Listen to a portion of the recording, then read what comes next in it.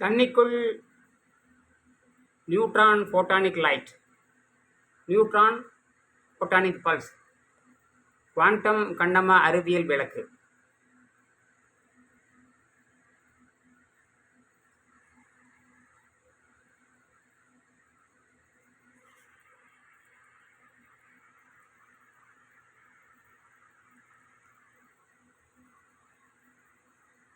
உலகத்தின் முதல் முறையாக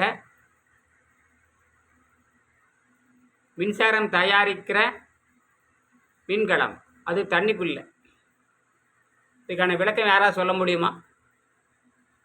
3 நாள் தண்ணியில் ஊறிட்டு. ஆனால் இதுக்கு ப்ளஸ்ஸு மைனஸே கிடையாது.